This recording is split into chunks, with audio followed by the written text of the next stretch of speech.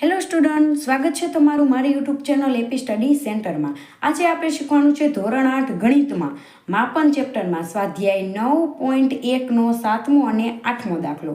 આના આગળના બધા જ દાખલા અને થિયરી અપલોડ થઈ ગઈ છે અને આ વિડીયોના લાસ્ટમાં તમને તેની પ્લેલિસ્ટ પણ મળી રહેશે, તો પ્લીઝ સ્ટુડન્ટ જોઈ લેજો. ચલો શરૂઆત કરીએ 7મા દાખલાથી. કોઈ મકાનના ભોંયતળિયામાં સમબાજુ ચતુષ્કોણ આકારની 3000 લાદી લગાડેલ છે. આ લાદીના વિકર્ણની લંબાઈ 45 સેમી અને 30 સેમી છે. તો આપણે સૌપ્રથમ એક લાદીનું ક્ષેત્રફળ શોધી લઈએ, પછી આપણને 3000 લાદીનું ક્ષેત્રફળ મળી જાય, એને કેટલી જગ્યા રોકી છે તે મળી જાય. તો સૌપ્રથમ એક લાદીનું ક્ષેત્રફળ કેવી રીતે મળે, અને સમબાજુ ચતુષ્કોણ આકારની છે, બંને વિકર્ણ આપી દીધેલા જુઓ, તો એ વિકર્ણ ઉપરથી જ એ સૂત્ર ઉપરથી જ આપણે એક સમબાજુ લાદીનું ક્ષેત્રફળ શોધી લઈએ. ચલો, એક સમબાજુ ચતુષ્કોણ લાદીનું ક્ષેત્રફળ, તો શું સૂત્ર થાય? 1/2 d1 ગુણ્યા d2, એટલે બંને વિકર્ણનો ગુણાકાર. 1/2 બંને વિકર્ણ કેટલા છે? 45 અને 30, તો 45 ગુણ્યા 30. અહીંયા છેદ ઉડે તો ઉડાડવાના. 15 દુ 30, 45 અને 15નો શું કરવાનો? આપણે ગુણાકાર કરવાનો. હવે રફમાં કરી લેવાનો, 45નો અને 15નો. ચલો,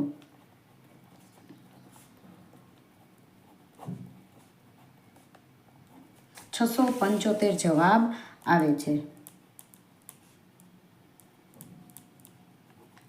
એક લાદીનું ક્ષેત્રફળ કેટલું આવ્યું? 675. એવી કેટલી લાદી છે કુલ? 3000. તો આપણે ભોંયતળિયાનું ક્ષેત્રફળ શોધવું હોય તો શું કરવાનું? 3000 લાદી છે એની સાથે આ 675 એક લાદીનું ક્ષેત્રફળ ગુણાકાર કરી નાખવાનો, એટલે આપણને 3000 લાદી છે એનું ક્ષેત્રફળ મળી જાય. ચલો, તો એક લાદીનું ક્ષેત્રફળ કેટલું છે? 675 સેમીનો વર્ગ. તો એવી 3000 લાદીનું ક્ષેત્રફળ કેટલું થાય? તો 3000 ગુણ્યા 675. ચલો, 3 વડે આપણે ડાયરેક્ટ ગુણાકાર કરી નાખવાનો, પાછળ જે જવાબ આવે એમાં 3 શૂન્ય મૂકી દેવાના. 675 ગુણ્યા 3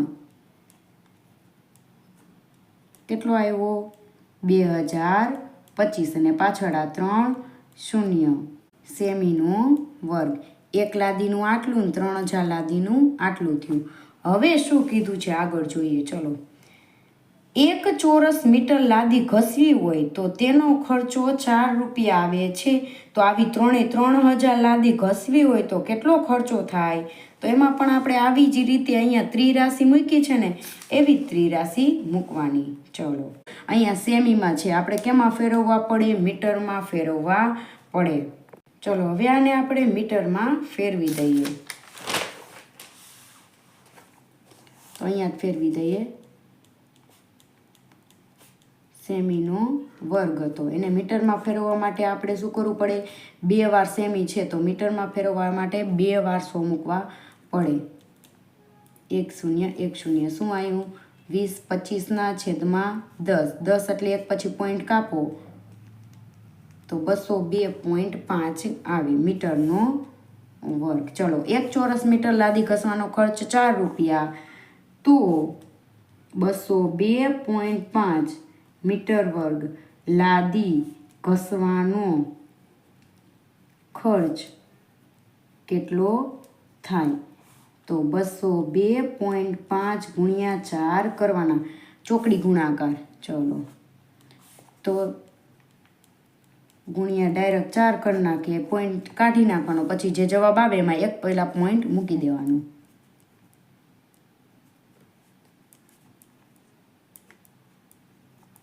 કેટલા આવે છે અહીંયા? 8100, પરંતુ એક પહેલાં પોઈન્ટ આપણે મૂકવાનો. તો જવાબ શું આવે? 810 રૂપિયા થાય છે. પ્રથમ આ દાખલામાં આપણે કર્યું શું? એક લાદીનું શોધ્યું. એવી કેટલી લાદી હતી? કુલ 3000 લાદી હતી. તો એક લાદીનું ક્ષેત્રફળ 675 આવ્યું. તો તો 3000 લાદીનું કેટલું થાય? હવે આ હતું સેમી વર્ગમાં.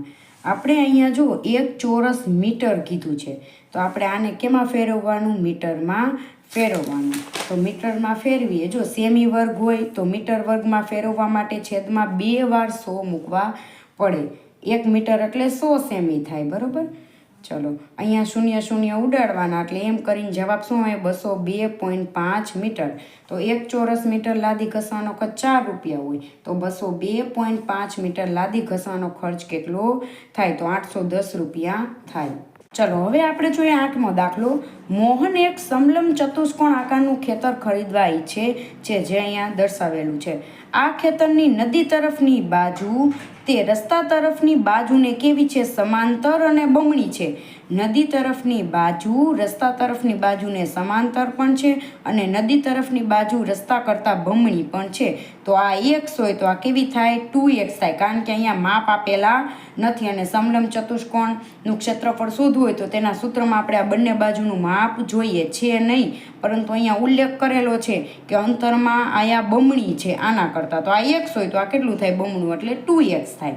ચલો, જો આ ખેતરનું ક્ષેત્રફળ આપી દીધેલું 10,500 મીટરનો વર્ગ, તો ખેતરની સમાંતર બાજુ વચ્ચેનું લંબ અંતર 100 હોય, તો આ નદી તરફની બાજુની લંબાઈ આપણને શોધવાની કીધી છે. ચલો, હવે કંઈ નહીં, દાખલો સહેલો જ છે. આમાં સમલંબ ચતુષ્કોણનું ક્ષેત્રફળ હોય તેનું સૂત્ર મૂકી દેવાનું. ચલો, સમલંબ ચતુષ્કોણનું એટલે ક્ષેત્રફળ 1/2 ગુણ્યા બંને સમાંતર બાજુનો સરવાળો ગુણ્યા તેના વચ્ચેનું લંબ અંતર એટલે ઊંચાઈ. અહીંયા કેટલું દીધેલું છે? ક્ષેત્રફળ 10,500, તો તે મૂકી દેવાનું. 10,500 1/2.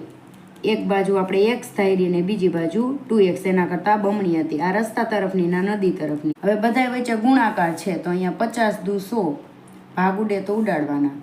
10,500 બરાબર 2x અને અહીંયા 1x, એટલે કુલ કેટલા x થાય? 3x અને ગુણ્યા 50. હવે ગુણ્યા છે અહીંયા 50, આ બાજુ આવે તો ભાગાકારમાં આવતા રહે, બરાબર 3x. હવે શું કરવાનું? 1 0 1 0 કેન્સલ થઈ જાય અને 1050 ભાગ્યા 5 કરવાના.